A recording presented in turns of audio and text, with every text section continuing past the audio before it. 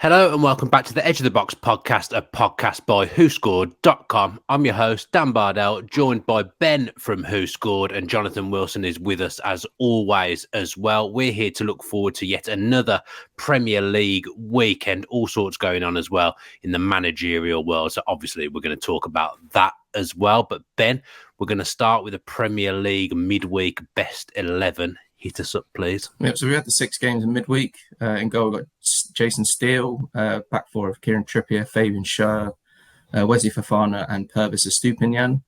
Midfield 4 of Jack Harrison, Joelinton, Bruno Guimaraes, and Luis Sinisterra.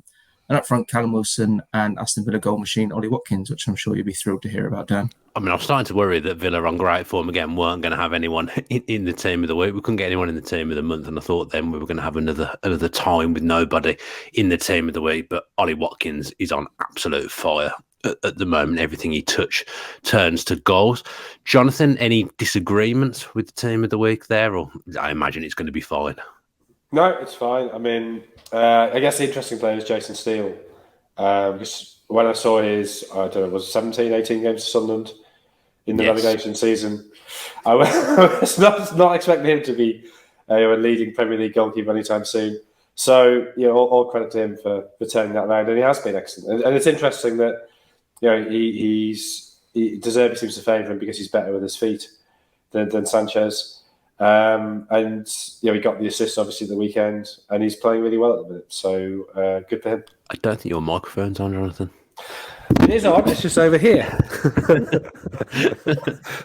A great start there to the podcast, Jonathan. I mean, to be fair, it is 8 a.m. Right now, Jonathan has his mic in the right place. We're able to continue the podcast with the normal audio quality that is provided on Edge of the Box. And first, we're going to look at Liverpool-Arsenal, massive game this weekend. I'm reading here that Arsenal don't have a good record at Anfield, Jonathan. Could that potentially hurt them in midweek, or at the moment, the way Liverpool are and the way Arsenal are? Does it really not matter at all? Liverpool clearly are much, much better at home than they are away at the moment. Arsenal obviously are playing much better than Liverpool.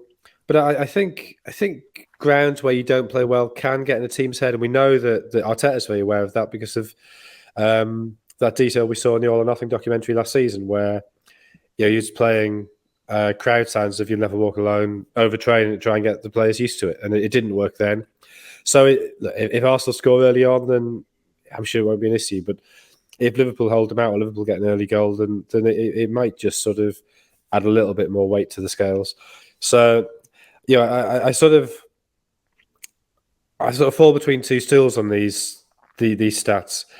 Like, clearly, it doesn't matter that Arsenal haven't won there since 2012. But on the other hand, if we talk about it and players are aware of that, and there's enough players who've been at Arsenal for a few years who will remember poor results and poor performances at Anfield, that if things start poorly, then maybe that can get in their heads. I mean, Ben, you'll obviously be really hoping that this curse at Anfield does continue, but Arsenal do have the best away record in the league this season. It feels like they've only just been made favourites to win the league in large quarters, but they're going so well. They've got the momentum, haven't they? And at the moment, the way Liverpool are, I can't imagine Mikel Arteta is going to have to play You'll Never Walk Alone in training. I mean, he wants to just to, make it as sort of a joke or jovial sort of thing about how poorly Liverpool have been this season. Arsenal collected 34 points in their away games this season, which, as you say, is the best in the Premier League. And obviously, the historical side of things can come into play here, affect players mentally. But Arsenal has been so good this season. Liverpool, yes, better at home, but haven't been great. So I can't really see it being that much of an issue for Arsenal. No, and Gabriel Jesus is back, Jonathan. When he was injured in the World Cup, everyone was talking about that as being something that was really going to affect Arsenal and derail them. They've had one sticky patch maybe in the time that he's been out, but actually having him to come back in now, that might be a decent player to have in the title race as well. Oh, yeah, definitely. I mean, the fact he's experienced that, the fact, he's played huge games for Brazil. He's not going to be phased by running in. I mean, there's been no evidence of the younger players at Arsenal being phased yet, but it's good to have that experience there. And the fact they now have, with all due respect to Eddie Nketiah, 4 really high quality forwards going for those 3 places. It's difficult to know Who gets left out with Trossard coming in, and what is it, 7 assists already? Has played brilliantly. Martinelli had a little bit of a dip, I think, probably January time, but he looks back to something near his best. Saka obviously is a brilliant footballer, and Jesus as well. So they can perm 3 from those 4, and that gives them cover in an area where they previously didn't have cover. Yeah, they've got Smith Rowe back as well, so suddenly they've got plenty of options for those front 3 positions. And we saw Saka was rotated last week, Jonathan. So, like you say, it'll enable them to rest people from week to week as well. Now, I don't imagine they'll do it on against Liverpool at the weekend. So, actually, it'll be interesting to see what he thinks his first choice 11 is. He always first choice front 3. Yeah, I mean, my guess is Trossard is the man who misses out. Partly because off the bench, he can play anywhere across that front line. I mean, obviously would favour the left or the middle, but that would be my instinct. I think you look at the direct matchup as well. So assuming Alexander-Arnold comes back for Liverpool at right back, to get Martinelli's direct running at him, I think would seem a logical matchup rather than Trossard sort of floating off him. The way you attack that space is with something a bit quick, a bit more direct. Maybe you leave Jesus out and have him to come off the bench and play Trossard through the middle. But it's good that Arsenal have those options, because earlier in the season they didn't, and that was the big question mark we all had about how sustainable this title run was. I still think, I now think Arsenal having not really been fancied enough, I now feel they're being slightly over fancied. I still think City are favourites. Do you? Well, that 8-point lead isn't as big as it seems. The big game, this is an obvious thing to say, but the big game is that game at the Etihad. And if City win that, and they win the game in hand, then it's down to 2 points to lead. City's goal difference would be better, and it's I think it's within 2 at the minute. But if they win that extra game, the game in hand, they will have clearly the better goal difference. So that leaves Arsenal having to win the other 8 games they've got, and they've got some tricky games. I mean, Anfield is a tricky game. They've got to go to Newcastle. They've got Chelsea at home. They've got some tough games in that 9. City's running, I think, is slightly easier. I can see. Maybe City do drop points, but I think it's possible that City win 10. They've got 10 left, haven't they? So City win 10 out of 10, and then Arsenal have to win 8 out of 9. That's really hard. And Arsenal could easily finish up with 92 points and not win the league. And that's not a failure on their part, although it would feel like a terrible blow having been in this position. I guess Man City have got the Champions League as well. We don't know how heavy they'll go looking for that. That's the one they seem to really want. I still think they'd sacrifice the league for the Champions League. That's the one Pep really wants, isn't it? I mean, I think that is true, but I also think they've got a squad to deal with. I mean, it's not that many games, is it? They've got 10 in the league, 2 in the Cup, and potentially 5 in the Champions League. But the Champions League final is not till the middle of June. They've got plenty of time. They're not that. The end of the season isn't quite as rammed in as it might be. So, and if you can leave Haaland out and bring in Alvarez, they've got a great squad. The fact that you're picking Grealish or Foden, it's City squad can. If anybody's squad can cope with it, City squad can. So, it does make a difference. Arsenal effectively played half as many games, but I don't think it makes that much difference. I mean, I'm preparing to make myself look silly on the internet here, which is always a dangerous thing to do. But, an Arsenal squad's not that big. Man City squad's, and this is going to sound really stupid, it's not massive. Arguably, they've got lesser in terms of numbers. For example, Rodri has to play every week because he doesn't seem to fancy Calvin Phillips. I'd say maybe potentially Arsenal have more options in terms of squad depth. I'm not saying squad quality, but depth-wise, I'd say Arsenal have probably got a little bit more. Man City don't have as many numbers other than at the back, and even then they've got no left-back than what people think, I don't think. Oh, I don't know about that. I mean, there's certain areas where... on the internet. There's certain areas where they're short, left-back clearly being one of them, but Akanji can play there, Ake can play there. They've got options there. The fact they've got Rico Lewis, who came into the squad and has sort of drifted away again to play at right back if they want him, plus Walker, plus Stones. Rodri, yes, but they've got a player. How much do they pay for Calvin Phillips? 50, 60 million, something like that? Around that. So they've got a backup they paid £50 million plus for. I mean, he's still a regular England national. He's a good player. So at least he wants to pick him. So I don't think in a pinch Gundogan can play there. So I still think City squad is significantly deeper and stronger than Arsenal's.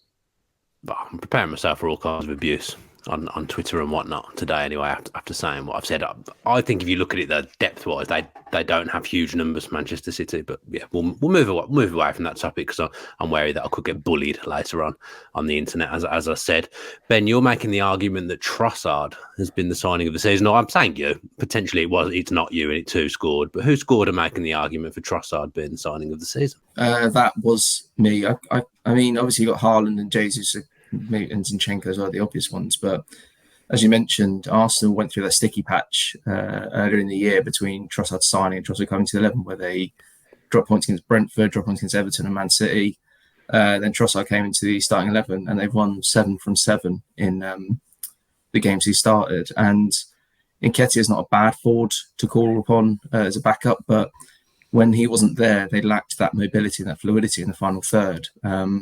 With Trossard leading the line, he kind of drifts across the front three, similar to Jesus, and that gives Martinelli the space to really exploit that space that's vacated by Trossard. And it's no coincidence that Martinelli's goal return improved once again once Trossard came to the side. So if Arsenal do win the league, there is a very sound argument to make that Trossard has been the signing of the season, in my opinion.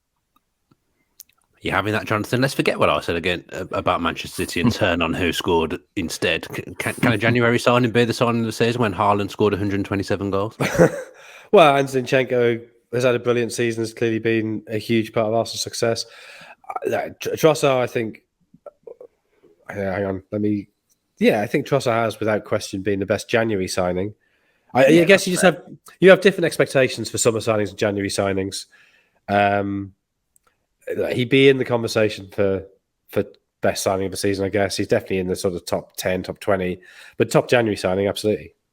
Can you, in terms of signing of the season, then we'll take Haaland out of it because, like I say, he scored 127 goals. Who would you say across the rest of the Premier League has been the signing of the season? Why take him out of it? I don't think there's convincing evidence yet he's made City better.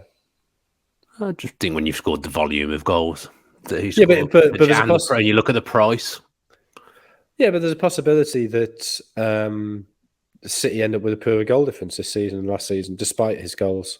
Yeah.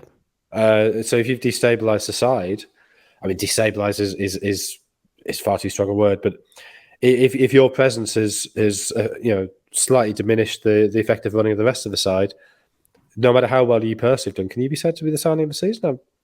I'm not sure. So Haaland clearly is in the conversation. Zinchenko, I think, is in the conversation.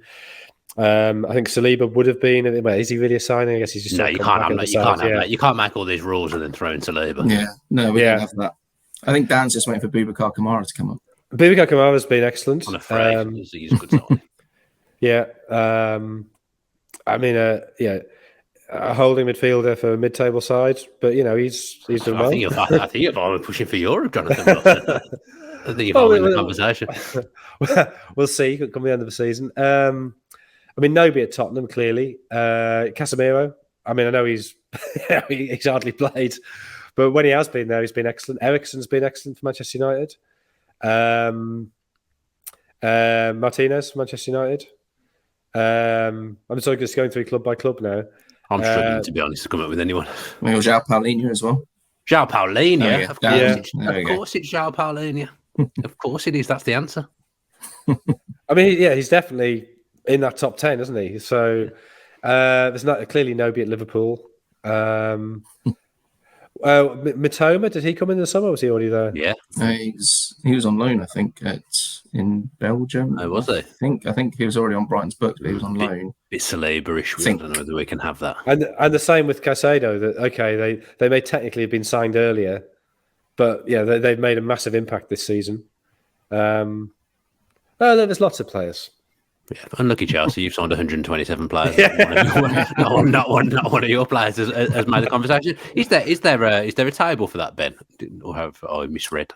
For the signings, no. I just did a bit of Trossard, focus on Trossard. I was going to sort of mention as well about whether he drops out or not. His best rate performance actually came at Anfield earlier in the season when he scored a hat-trick at Liverpool. So he does have previous at Anfield. So there's an argument there for him to start this weekend. Okay, we did go on a huge deviation from what we were supposed to be talking about there. In fairness, that's just edge of the box. That's just I take responsibility. I take responsibility for that. I was antsy about what I'd said about Manchester City and was looking for someone else to say something controversial, but it didn't really come. What have we got next then? Saliba's absent, Jonathan. So Rob Holding's getting some football. Like Arsenal never keep a clean sheet. I don't know whether anyone knows the record for that, but they don't seem to be keeping many clean sheets at the moment. I'm not blaming that entirely on Rob Holding. I think it was happening with Saliba as well, but Saliba, Rob Holding, evidently there's a drop off there. There is. I think Saliba's not been as... he had an excellent start of the season. Then he got bullied by Ivan Toney in a game against Brentford. And I sort of feel that opposing forwards feel they can bully him physically now, which is not a good thing. I mean, against this Liverpool attack, I don't know. This Liverpool attack's such a weird thing that we can put 7 past Manchester United and look completely toothless. I mean, if they've scored one in 4 since the 7-0, so it's difficult to know how much threat he'll be under. But you could have imagined Darwin Nunez sort of getting at Saliba, Holding, I guess maybe the physical side of the game. Obviously, not as good a player as Saliba. Maybe the physical side that suits him a little bit more. So I think it is a drop off. I don't know how huge a drop off that is, but I suspect this game will be decided in midfield anyway. I think that sort of matchup of Liverpool forward line against Arsenal defence is a secondary issue after the midfield. Oh, it's a lovely little segue into the next segment there, Jonathan. Excellent work there, Ben. We've got a graphic, haven't we? Thiago potentially return for Liverpool, but not many weeks have gone by talking about Liverpool where you're not talking about their midfield and how it needs a refresh. The fact that he's still relying heavily on Fabinho, Henderson, and even James Milner at times just speaks volumes of poor planning by Liverpool as a whole. Obviously, it's not really Klopp's fault. He's going to use what he's got at his disposal, and I feel like this summer they're going to go big on bringing in a new midfielder. Hopefully for them and for Klopp that Thiago is back this weekend just to give him that little boost in midfield. But then his worst rate display of the season did come in the reverse victory against Arsenal. We've got WhoScored rating of 5.79. So if he comes back in, he's not going to be lacking he's going to be lacking match fitness, And, there's a possibility that he will struggle once more. But it's combined 11 time now, my favourite part of the show, where Jonathan just picks an 11 from the team that's doing the best at the time. Is that what you've done this week, Jonathan? Yeah, mainly. Yeah, I've got 9 Arsenal players. Who are the 2 Liverpool? I've got Alisson in goal still. And I've gone, he may not be fit, I accept, but Van Dijk ahead of Holding. I mean, if Saliba were fit, I'd be Saliba and Gabriel, but I've gone Van Dijk alongside Gabriel in the middle. What's your Arsenal front 3? See, I need to know who I'm playing against before I pick that. Who am I playing against? What's the way? Ben's 11, I would guess, in a weird world where you could allow the same players. Okay, so against White, do I want Trossard, Martinelli? I think I probably want Trossard against White. Okay. So I've got Saka, Jesus, and Trossard. Ben, who scored? Well, we don't have Ben White, so that throws a spanner in the works already. Right. All right, I want Martinelli against Alexander Arnold, then. Unless you've gone for Tomiyasu? Please don't tell me. No. Trent Alexander-Arnold. Trent Alexander is the right back in the team in our combined 11. Well, the rating system dictated that it's actually a 4-4-2, so a system neither side plays, but we'll cram those attacking players in. So we've got Alisson in goal, Alexander-Arnold at right back, Gabriel Van Dijk at centre back, and Zinchenko at left back. Saka, Ødegaard, Partey, Martinelli, and that front is Jesus and Trossard. I mean, we still could have played a proper formation there. I'm pretty sure with the personnel. Yeah, could have that you've picked, but I mean, the algorithm does he just chuck out 4-4-2? Is Mike Bassett in charge of the algorithm, and he just tells you you must play 4-4-2 even if no team plays it? Just noted on the back of a fag packet. No, it was. Trossard's rating is a combination of both Arsenal and Brighton. So Arsenal's rating is much better for Brighton, but obviously you combine the two, it's a 7.04. He's been playing up front. He's played up 5 of 7 starts for Arsenal have been up front. So we stuck him up front alongside Jesus. My team would win. I believe you. I'm with you. I think it would. I think your team would win. We've actually got a middle of midfield, which that team hasn't. It's got Partey and nobody else. So yeah, Ødegaard playing in 2. Not sure about that. Who scored? But I love you, Who Scored. Please continue to employ me. I'm not No, having a go. we'll just. I am having a. I say I'm not having a go. I absolutely am having a go. We'll just outscore Jonathan's team, so that'll be fine. Yeah, you've got to get the ball. You can't score goals without the ball. Yeah, how you get the ball? Party v party. You're humping it long to Jesus and Trossard against Gabriel and Van Dijk. Well, good luck with that. Yeah, put it in behind. Van Dijk hasn't looked as good. Well, Alisson coming off his line, mopping up, I'll be fine. No, not worried. We'll be fine. I mean, if we don't win this 4 or 5, I'll be disappointed. Yeah, I'd back you all the way there, Jonathan, with your team. Let's finish this segment with our score predictions then, even though, as I've said in previous weeks, they're now absolutely meaningless. Ben, I'll let you go first. What's your score prediction for this one? I think Liverpool will give Arsenal a run for their money, but I think Arsenal have what it takes to get the win, so I think Arsenal win 2-1. 2-1, Jonathan? 1-1. I think this is Liverpool's revenge for the 4-4 when Arshavin scored the 4 in the run-in in 2007-8, was that? Yeah, I'd go with around between 2007 and 2009. I'd go anyway. Yeah, I was definitely at that game. I remember it, but yeah. So yeah, Liverpool's chance to mess up for Arsenal what Arsenal messed up for them. I do another Premier League podcast, and I predicted Liverpool to win. So I think I'm going to stick with that. Sometimes at Anfield, Liverpool beat Man City earlier on in the season 1-0. I might just go for Liverpool to pull a 1-0 out of absolutely nowhere. But my prediction's meaningless. It doesn't matter at all. Anyway, what I say is not going to be remembered next week because we've got no league table anymore. Let's look now at Tottenham against Brighton, the Bobby Zamora derby. Ben, as a Tottenham fan, I don't think we've had you on since the old Conte debacle. Was he right? Are Spurs not a serious team? Yeah, he wasn't wrong.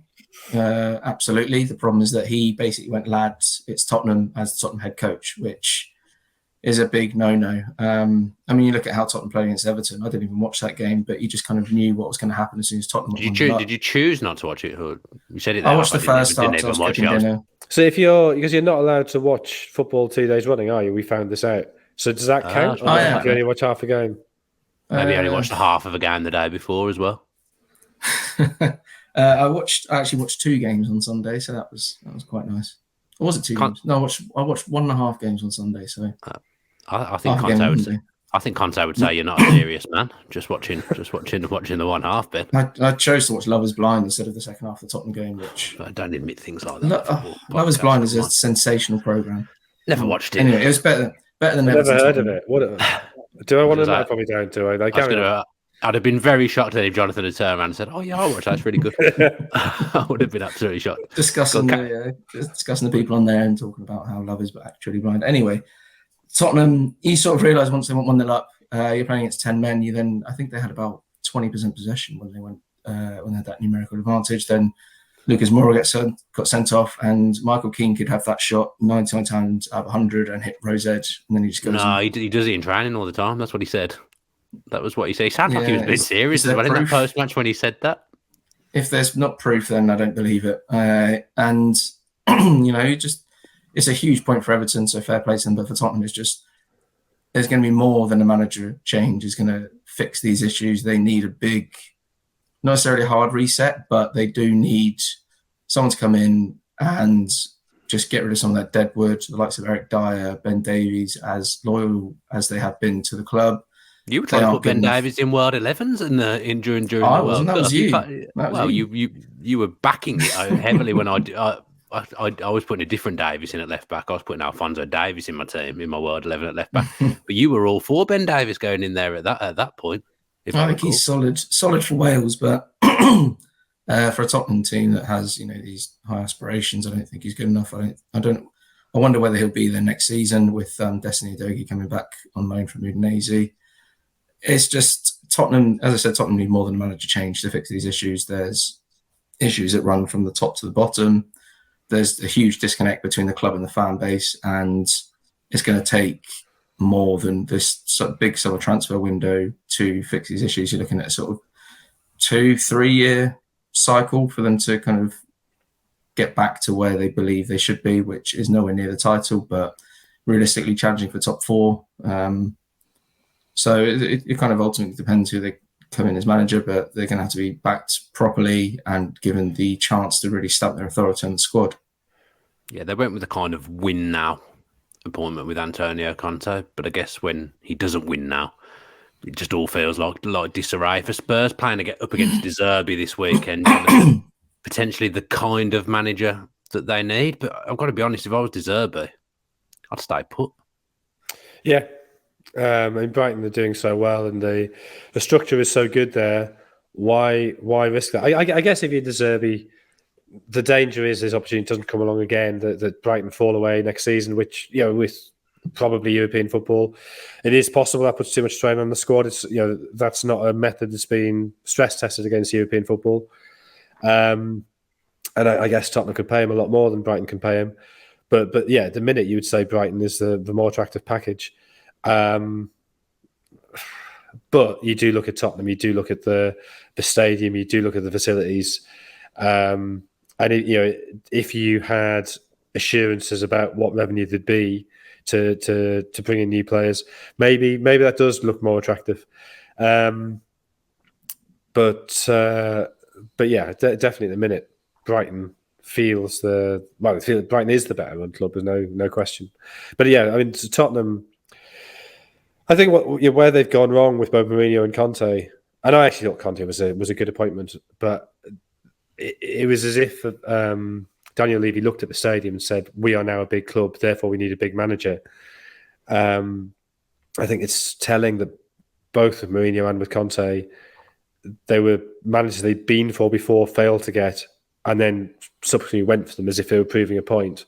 And what they actually need is to highlight or to identify a figure who is as Pochettino was in 2014. They need a promising young manager on the way up. And I think that's the difficulty for all those clubs in that top 7 or wherever you want to draw the line. That it's very easy to go out and get the big name.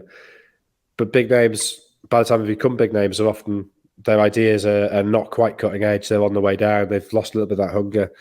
The danger is that, like Mourinho and Conte, they both sort of give the sense they're doing Tottenham a favour by being there. They need that young, hungry manager on the way up, and De Zerbi is that. So I can see why he would be attractive. Am I right in thinking that Spurs are the only team that Conte and Mourinho haven't won trophies with? Is that correct, Ben? Yeah, sounds about right. I mean, it's very Spursy, isn't it? I mean, yeah. Mourinho did have his chance, but was sacked a week before the Carabao Cup final. Conte surely didn't win anything with Siena, did he? Let's not count that. This is the general point. The general point's good. Since they've been in the... Mourinho definitely didn't win anything because he was at Benfica for like 2 months or something. So he definitely didn't win anything with Benfica. I mean, where was he before? He was at... Go with full seasons. Full season. He was at... What was his first club in Portugal? Small club in Portugal. He didn't win anything there. I think they finished 6th or 7th. Trying to think, there's not one that point to stand. He's made it quite clear. Generally, do you say why? Okay, what was his first club called? Come on, I should know this. I don't know. Let's see what Google says. Well, Google let me down with Ivan Toney's height. So, União de Leiria. No, I'd never. Yeah, I'm pretty sure he didn't win a title there. Okay, but in the last 10 to 15, no, let's say the last decade, then Conte and Mourinho have won trophies pretty much everywhere that they've been, but they haven't with Spurs. I mean, is there something wrong with Spurs? Even when they were really good under Poch, they didn't win a trophy. I mean, you could make the argument that it was down to inexperience, and then they wanted to get the proven winner. That didn't help because, both managers weren't back properly. And famously know that Conte wants the investment and the backing from the board to win things. I don't think Conte can throw that card. I really don't. Is Perisic not his signing? Perisic was, but he was on a free. So, he was on big wages, but was also signed on a free. We did shows in the summer and we were all saying Spurs and Arsenal have had brilliant transfer windows. He's been really, really backed there. They've got Richarlison in who can play all across the front three. So if anything happens to one of the front three, you've got Richarlison. Where everyone was saying Basuma was a good sign. I guess a centre back was maybe the only thing they didn't do. But we sat here and were saying Spurs and Arsenal transfer window. They've won the transfer window. But Tottenham did have a good transfer window. They had the very, a good enough immediate starting 11. It was a lack of strength and depth that was the issue. Basuma strengthened the midfield. Then, Conte decided he didn't want to play him because he didn't have the tactical discipline to play as a holding midfielder. Richarlison did look bright. Yeah, he hasn't scored, but he's looked bright and he's had his injury issues. And then Son's drop in form hasn't helped. Yeah, that's been the big one, Son. I think I spoke to some of my Spurs supporting friends, and after last season, I said if a team comes in with a big enough offer to sell Son, and his value is depreciating, is now completely dropped after the season, as I said, this new manager is going to come in. It's not going to fix everything straight away. You need a project manager to come in, which Conte and Mourinho are not. No. Let's talk about Brighton a little bit then, Jonathan. I guess the big thing for them this summer will be, can they hold on to their manager and can they hang on to their big players? You've got Sasado, who signed a new contract. McAllister, who's obviously had his World Cup exploits, and Matoma just looks absolutely electric down that left-hand side. They'll all be linked with moves elsewhere. Do you think they can start? Obviously, I suppose if they qualify for the Europa League or the Europa Conference League or even the Champions League, that would be a start to perhaps maybe hanging on to some of their players. Well, and it's clearly built into their model. I think they could probably afford to lose one of the three. It's just if they lose all three, that becomes very, very difficult. I mean, we've seen how they've cashed in on players, such as Trossard already this year, that they're not afraid to do that. It depends how good their backup is, and the truth is we don't really know that until they start to play. So, I mean, I was at Old Trafford on the end of the season. When Caicedo was absolutely brilliant, and he was a player I'd never heard of before, and I was sort of thinking, who is this guy? And he's obviously been out on loan. If they've got another Caicedo, well, we can move this Caicedo on and make you 60, 80 million pound profit, whatever it is. Only they know that. I don't think anybody realised just how good Matoma was suddenly going to be, and he didn't even start the season particularly well. It's post World Cup. He's really exploded. So their recent history is of identifying talent incredibly effectively and of bringing that through incredibly well. But the truth is, with all that type of club, there comes a point where they make a couple of mistakes. They don't quite find the right talent, and then the downward spiral starts, and people like Solly March, for instance, might start to think, maybe I should move on. Maybe I can play European football. But at the minute, it's going great. I don't know. I mean, it depends as well. Caicedo's agent clearly haggled quite hard for him to leave in January. The fact he signed a new contract suggests that that relationship has been mended. But it may be that that's just the club saying, look, sign a new contract. We'll let you go in the summer, but by signing a new contract, we've pushed your value up. We just don't know that. So, they can probably afford to lose one of them, maybe two. I think if they lose all three, it's probably going to be difficult for them. McAllister, I think, is probably the most likely to leave, just because he is a World Cup winner and his stock is his visibility is unlikely ever to be as high again as it is now while he's playing for Brighton. That other clubs think, right, we need a midfielder who's can hold the ball, pass the ball sensibly. McAllister's won the World Cup. Let's go and get him. In a year, he might be, he's that bloke who scored against Eintracht Frankfurt in the Europa League, and his value's begun to diminish. So McAllister might be the one where this is the time to cash in, and for McAllister, that might be the time to make the most of his profile. Then again, McAllister may think, no, I'm actually a really, really good player. This Brighton is going places. I can win the Europa League with Brighton, and that will increase my value and my profile even more. It may even be that he just sort of thinks this is fun. Maybe I could make a little bit more by moving on, but I'm quite happy here, enjoying it in a football team that's made me as good as I am. I guess the manager thing will be a big one. The players seem to really like De Zerbi. The way Adam Lallana talks about De Zerbi, and he's been around the block, Lallana, in terms of managers that he's played, and the way he talks about De Zerbi, he sounds like a serious coach. He sounds like someone who we should all be paying attention to, and someone who may go on eventually and become a really, really class manager. But he's doing an excellent job at Brighton at the moment. It's combined 11 time again. Life comes at you fast. I was gonna say, Jonathan, is it the Brighton team plus Harry Kane? But actually, Ferguson looks a serious striker as well, doesn't it? Yeah, I've got the Brighton team plus Harry Kane with Ferguson in brackets after Kane, which I will prove by showing you there. I can barely read that, but yes. I believe you. I believe you anyway. You wouldn't lie. If Bentancur were fit, then maybe he does come in. But it's interesting as well. Something like Basuma, who obviously was so good for Brighton last year, is now just feels totally eclipsed by Caicedo, that he's moved on and been forgotten about, and Caicedo's stepped into his place and is playing brilliantly. Slightly more adventurous player than Basuma, but he's taken over that role, and Gross has dropped a bit deeper to cover it, and it's working really well. Combined 11, please, Ben. Yeah, so we would have Jason Steele in goal, but he's only made 5 appearances. So Brighton are the dominant team. They've got 6 players. Tottenham's 5. We've got Hugo Lloris in goal. I've snuck in Pascal Gross at right back, centre back pairing of Romero, Dyer, and Estupiñán at left back. Midfield 3 of McAllister, Caicedo, and Højbjerg, and then a front 3 of March, Kane, and Mitoma. Nice team. Jonathan, thoughts? I guess. I mean, these parameters need to be set more strictly. Are we picking on performance over the season, or are we picking for a game that we played on Saturday? Because if it's over the season, I mean, Højbjerg's had a decent season. I mean, Romero is getting nowhere near my side, I'm afraid. So Martin came up with this concept many years ago, but he never really explained it to us. A bit slapdash. Should we just blame Martin? I think. Yeah, I'm happy with that. I'm happy to blame Martin for most things. Okay, then let's have score prediction then. Tottenham Brighton, Jonathan. 1-1. 1-1. I will go for Tottenham 1, Brighton 2. Ben. Brighton to win 1-0. Brighton they won 1-0 last season, didn't they? Late Trossard goal. It was last season, yeah, back in April last year. So it was around this time last year. Yeah, I remember that. Let's talk about Premier League in general, Jonathan, and the sacking situation that's going on at the moment. Obviously, Spurs looking for a new manager. Chelsea looking for a new manager.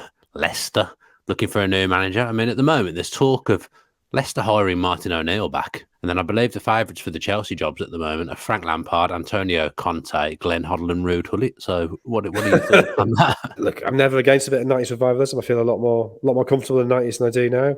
Get Graham Souness back at Liverpool, Mike Walker back at Norwich, Peter Reid back at Sunderland. We can all get behind that, but it's very odd. I mean, I think 2 things have come together here. So one is we're not actually as far through the season as it feels like we are. Normally, you're getting up to Easter, you're into April, and it's really right near the end of the season. We're only 3/4 of the way through. It's still about a quarter of the season to go. So the sackings are being made now. The equivalent of sackings being made sort of beginning of March in normal circumstances. But there have been 4 sackings since the end of February. That's only ever happened once before in Premier League history. We've had 13 managers leave their jobs this season in the Premier League, but never been more than 10 before. And I think that suggests an increased willingness on the part of clubs to get rid of managers, that managers have become disposable. And I think you often see it with teams threatened by relegation at this stage, that they think, right, we've got to do something. We're in a rut. We've got to do something to jerk us out of the rut. What can we do? And the easiest thing is to sack a manager. But I think you're also seeing that football, I think you can sort of divide football into 3 phases. So you got the first sort of 90 years, say, from 1860 to 1950. I mean, there's obviously slight exceptions at various points, but where the most important people were the players, the captain or the dominant player would be the person who defined the side. Then sort of 1950 through to, say, 2000, it was the manager, maybe slightly after 2000. And again, some managers still, Guardiola clearly defines Manchester City. So there are exceptions. But really, since Abramovich arrived at Chelsea, it's the club owner who defines the club. So I remember, in the Northeast in the 80s, when Sunderland and Newcastle both sacked hundreds of managers, and so fans eventually turned on the board. But the chant was always sack the board. Nobody actually knew who Tom Cowie or Gordon McKeague were. They were these vague, distant, grey-faced figures. Whereas now everybody knows who Todd Bowley is, or who John W. Henry is, or who the Glazers are, who Amanda Staveley and the Saudi Public Investment Fund are. So, I think we've entered an era where the club owner or chairman, Daniel Levy, is sort of the man who defines modern Tottenham, have become more important than the manager. The manager becomes just somebody you can get rid of when you need to change things. So I think that's what's going on. But for 3 clubs to sack the managers and basically decide no manager is better than any manager no manager is better than this specific manager, I think that's a very odd thing. Well, yeah, you look at when Bayern got rid of Nagelsmann, they were very ruthless about it. That they rang up Tuchel first. Are you going to take it? Before they told Nagelsmann they were getting rid of him, and that was why the story leaked, and that was why Nagelsmann found out supposedly through the press rather than being told by Bayern, because it leaked from Tuchel's side he was taking the Bayern job. But that's the way to do it. You want to find somebody to step in, even if it's only an interim manager. So it's very odd now that we've got.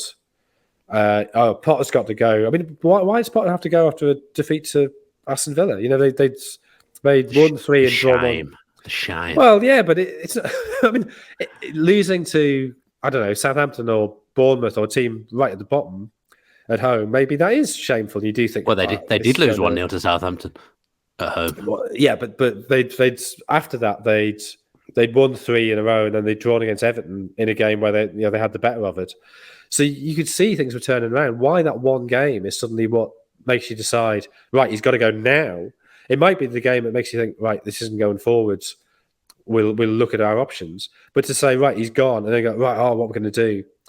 And then Bruno takes over, who I have to say, I only realised a couple of days ago that the Bruno Santor is the Bruno who used to play for Brighton. I didn't realise they were the same person because he was never called Bruno Santor. I knew Bruno was at Chelsea coming from the Brighton coaches, having gone to Chelsea. But when I saw Bruno Santor, or whatever his name is, I did have to Google who that was to make sure it was the same person. Yeah, and he gets one game where they play all right but don't score goals as they've been doing on the pot. And now, we need to bring in an interim, and they're going back through Chelsea's back catalogue of managers.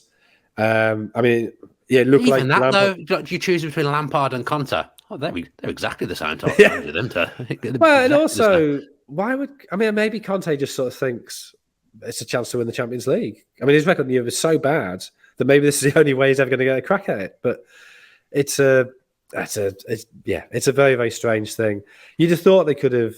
I mean, especially Lampard, they could have got lined up way in advance. Said to him, "Look, Frank, if we do sack Potter, can you just fill in the end of the season?" I don't know why this is being done now. And Leicester, similarly, they've had a terrible run. Losing at Palace is a bad result in terms of relegation battle. But would you not have lined up somebody to come in? Adam Sadler, he took over. He's obviously very highly rated. He was brought in there by Pearson. And Claude Puel promoted him to first team coach. So there's a series of, Ranieri kept him on. Shakespeare kept him on. He's obviously well regarded. He certainly has worked with Northern Ireland. I don't know if he's still there because he's brought in by Barraclough at Northern Ireland. But he's clearly got in coaching circles a very, very good reputation. So okay, maybe he is the man to step in. But then you're saying, oh, well, actually, no, we need to bring in Martin O'Neill. We're not going to trust him to do it. It just feels just a mess. It's not the getting rid of the managers without an alternative at this stage of the season that I think is very strange. Yeah, the whole Premier League managerial way of doing things at the moment does seem a little strange. It's been an odd week. I mean, I was expecting to wake up this morning and David Moyes had been sacked from West Ham, in all honesty, after last night. Well, that's very possible, isn't it? 13 gone, and I know Cooper's been told he's going to stay in the job, but if they lose the next couple, it wouldn't surprise me if he's gone. I think Moyes is on very thin ice now, so it could easily be 15 by the end of the season. Yeah, I mean, felt like I was a bit of a curse because I went to Leicester and Forest press conferences last week working for another company, and Rodgers promptly got the boot, and then I thought Cooper was going to get the boot as well. So interacting with me seems to be a managerial career finisher at the moment. What should we talk about? Do you want to go to Arsenal then? In that case, maybe see how that pans out. I think I'm only Midlands. I think I'm strictly Midlands. I think it must be the accent bit. But while Jonathan was talking as well, I can see you on the screen. I realised that you look a bit like Roberto De Zerbi wearing Nigel Clough's clothes. Not Nigel Brian Clough's clothes. Ruin the gag by getting the wrong Clough. But you do look a bit like De Zerbi, man. I'll take that. It's better than what I've been when I would shave my head and Martin would call me Danny Mills. So I would much rather prefer Roberto De Zerbi than Danny Mills. Jonathan, are you seeing that?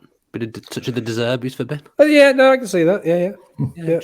Just came to me whilst we were talking. It's very nice. Yeah, I like that. I'll take that. Yeah, be interesting to see what happens with Chelsea, which ex-manager they go for. Why aren't Tottenham going down the ex-manager route that everyone else is going down? Because Tottenham's ex-managers are all terrible. I mean, we'll probably end up with Tactics Tim back in charge, and that is something that I am. Yeah, exactly. So they're all awful. I wouldn't even take Pochettino back, to be perfectly candid. I think that will tarnish his reputation. I think it will end in tears, and I don't think that would be a wise move. I think Tottenham need basically a big refresh. I think Pochettino going back for the desire for nostalgia and a chance to kind of not right his wrong, so to speak, but to take them back to where, they were under him during, those two seasons where they finished well within a title race. They finished second to Chelsea, I think in 2017-18. I just don't think Pochettino returning would be a good move for Tottenham. I think they just need a big refresh. There's an argument Pochettino is a good fit for Chelsea in terms of all the young players that they've signed, but I'm not sure he'd risk going there at the moment. Anyway, we've talked about the managers now. Frankly, no one knows what's going on at the moment. Absolutely bizarre, stepping in a time machine and waiting for managers to be appointed at the moment. Let's finish as we always do with the just a minute section, and it's strictly going to have to be a minute because we've overrun talking about other things this week. Jonathan, you've got I'm presuming it's Manchester United against Everton. Just in the running order is United v Everton. Well, they're playing each other this weekend. That's a preview I've done, so let's stick with that. Yeah, I was really surprised. I was surprised by two things. I was surprised by how bad Manchester United were losing to Newcastle last Sunday, which is their second dreadful away performance in fairly quick succession against big sides, having had the 7-0 defeat at Liverpool. But I was also surprised by the backlash of people going, the Ten Hag revolution hasn't really gone anywhere, it's so dependent on Casemiro. I mean, they clearly are still improving. There's still work to be done, but they're up to fourth. The 3 points clear with Spurs for the game in hand. Before the Liverpool game, they'd only lost 2 of the previous 18. That was the defeat at Arsenal. Before that, they'd won 9 and drawn 1 of the previous 10. So apart from the 3 defeats to other top 4 sides, they've been doing pretty well. Everton, 14 points from 9 under Dyche, 3 clean sheets in that time. Clearly have improved. Doucouré suspended. Running out of time, so 2-0 to United. 2-0 Manchester United. I'll go 1-0 Manchester United. De Zerbi, what are you predicting? 2-0 Man United. 2-0 to Manchester United. Ben, your first game is Leicester v Bournemouth. That is a huge game. Yeah, big game, the relegation battle. Leicester didn't get a new manager bounce following Brendan Rodgers' dismissal earlier this week, as they fell to a 2-1 loss to Aston Villa at the King Power on Tuesday night to extend their winners' run to 7 matches. They are 2 points off safety ahead of Saturday's massive relegation 6-pointer. Adam Sadler took charge of the Fox in midweek, and at the time of recording will remain at the King Power helm to face the Cherries. He does so without the suspended Kiernan Dewsbury Hall, while Yuri Tielemans, James Justin and Ryan Bertrand remain injured. Johnny Evans could return for the side, however. Bournemouth occupy another relegation spot following their 2-0 loss to Brighton midweek, albeit they are stuck in the bottom 3 on goal difference only. They've lost 10 of their 14 away league matches this season and collected just 8 points on their travels. Gary Neville will hope to have Marcos Senesi available for selection at Leicester, but does remain without injured pair Ryan Fredericks and Junior Stanislas. Bournemouth beat Leicester in the reverse fixture in October, and they should have what it takes to secure a result against this outsourced Fox's outfit. I think it will finish 1-1. 1-1. I'm going to go 1-0 to Leicester. Jonathan? Yeah, 1-0 to Leicester. 1-0 to Leicester. Another huge relegation, 6 points of Wolves and Chelsea both in the mire. That's your next game, Jonathan. I mean, Chelsea kind of are lucky that there's that 9-point gap because they have been playing, well, yeah, I mean, they have turned things around recently. But let's start with Wolves, a point above the relegation zone. They did improve, definitely. I think they are definitely better under Lopetegui, but they've only won 1 of the last 7. They seem to have a real sense that referees are against them now, which you saw particularly that defeat to Leeds. That win in the last 7 was but before that last 7 they won 2 in a row. The game against Liverpool and the win with 10 men at Southampton, which is when they seemed safe. Johnny's still suspended from that Leeds game. Ruben Neves is suspended for this game as well. He's obviously a huge loss. They've got the usual injuries up front. Goals are a big problem for them. Chelsea, we've talked about a bit with the managerial situation. But they've only actually lost 1 of the last 6. The problem is that ongoing inability to score goals. Thiago Silva still out, as with Quetta, Broyo and Aubameyang. It was 3-0 to Chelsea at Stamford Bridge. I think they'll win again, but probably only 1-0. I'm going to go for 1-1. Ben? 1-1 as well. 1-1 as well. Ben, your next game is Brentford against Newcastle. As Jonathan knows, Ivan Toney coming up against his old team. Yeah, well, Brentford have hit a bit of a rough patch of form of late, and a 1-0 midweek loss to Manchester United extended their winless run to 3 matches, and they've actually now just won 1 of their last 5 and dropped to 9th. Thomas Frank will hope to have Vitaly Janelt and Frank Onyeka available for selection this weekend, but Christopher Jair and Keane, Lewis Potter continue to miss out for the Bees as they seek to give their pursuit of European football a shot in the arm. Newcastle under a resounding 5-1 win over West Ham on Wednesday night to extend their winning run to 4 games. Richie left the Magpies in 3rd heading to the weekend's action, albeit a goal difference, but crucially 3 points clear of Tottenham in 4th. Joe Willock was fit enough for the bench in midweek. Eddie Howe remains without Miguel Almiron and Emil Kraft due to injury. Newcastle have the 3rd best away record in Premier League this season, though Brentford have lost just one of their 14 home league games in 22-23. Given their good form, however, I feel like Newcastle may edge this one 2-1. 1-0 Newcastle. 1-0 Newcastle.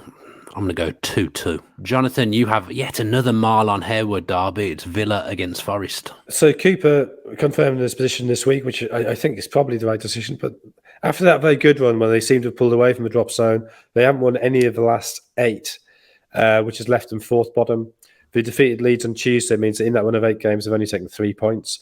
Scoring goals is a big problem for them. The last 11 games, they've only scored 8 times. They've got huge issues as well away from home. Only 6 points all season have come away. Villa, completely different side under Emery to what they were under Gerrard.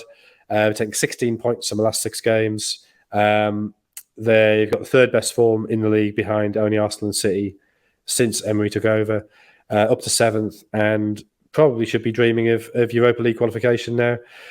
Forest will be without Chris Wood, which obviously doesn't help their goal scoring issues. Very reliant on Brennan Johnson. Coutinho and Cash out for Villa. And there's a doubt over a player, his name I can't read, starts with a C. Who's that likely to be? Kamara. But with Kamara. It's 1-1 at the City ground. I think Villa will win this 1-0. Yeah, that 1-1 at the City ground was under Steven Gerrard. It was absolutely turgid. I think Villa will win 2-1. Ben? 2-0 to Villa.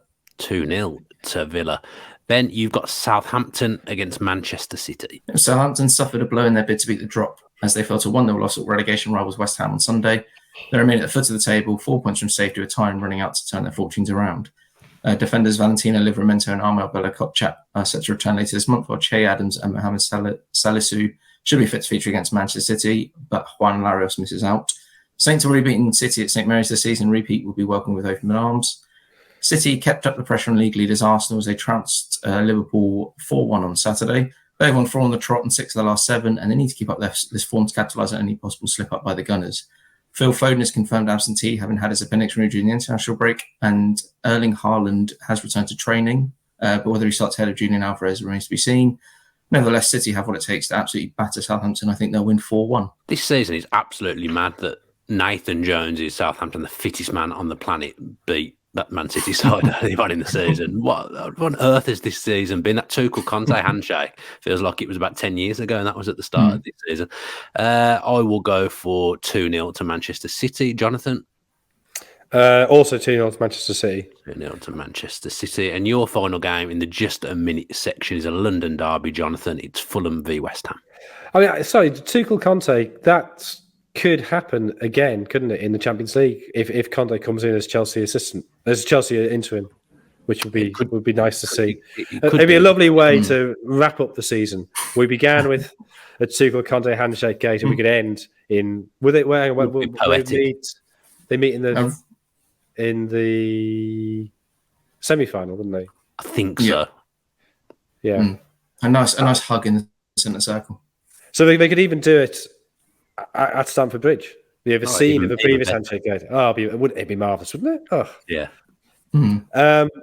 Fulham v West Ham, which is a repeat of the 1975 FA Cup final, although I suspect a different result this time.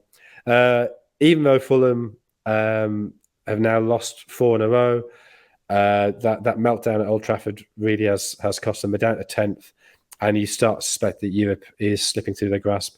There's still a huge gulf between them and the relegation places. So it's still been a very good season for them, but they are becoming lonely in mid-table. Mitrovic obviously still suspended. Willian should return. Kazawa and Nelson Skabano are out. West Ham in big trouble. They'd had no defeat in 4 before getting hammered by Newcastle, but 2 of those games were in the Conference League. They've taken 12 points from the last 9 in the Premier League. And you do feel that Moyes now is under real pressure. Scamacca's their only injury. They've only taken 6 points away from home, the same record as Forest, which is the worst in the division.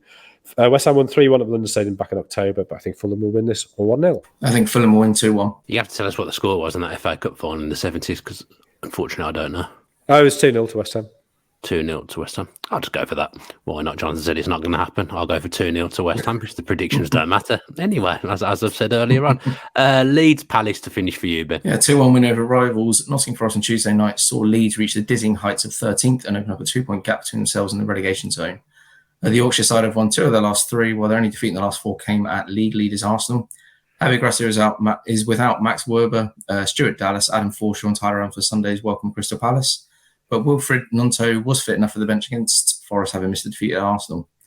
Crystal Palace ended a 12-game winless run with a hard-fought 2-1 over relegation rivals Leicester at the weekend, with Sean-Philippe Mateta bagging a late winner at Selhurst Park to send the Eagles into 12th. They haven't won away from home since New Year's Eve, 6 games ago when they beat Bournemouth, however. Wilfred Zaha misses out for Palace, having sustained a groin injury against Leicester, while Roy Hodgson will hope to have Christopher Richards and Nathan Ferguson available in some capacity. Mateta may lead the charge at Leeds after his goal off the bench against the Foxes, as Palace looks to secure a first win at Ellen Road since 2006. I don't think they'll get it, and I think Leeds will win 2-1. I'm going to go for 3-3. Jonathan? 1-0. That could happen. It wasn't like I said 7-7. 3-3 could happen. 1-0 to Leeds. No, 3-3 is one of the scores that can happen in a game of football. That is true. So could 7-7. So. You wait till it's 3-3 at the weekend. I'm going to come on this podcast next week. If it's 3-3, I will buy you an Aston Villa shirt. I don't want one. No, okay, fair enough. All right, no, it's done. No, it's done. Can we say a football shirt? A football shirt in general? You know, I'm terrible. I always mean to change the shirts behind me for this podcast to more neutral ones, like foreign team shirts that I have, and I always forget to do it, and then it just sits there all the way through the show, the Villa shirts in the background. Though a 90s feel this week, which it's kind of relevant, isn't it? That does do us for this week. Thanks ever so much for tuning in, and thanks to the chaps for joining me as well. Do subscribe to the channel with your post notifications on, and give the video a like and a comment as well if you have enjoyed it. Enjoy all the football at the weekend. Stay safe.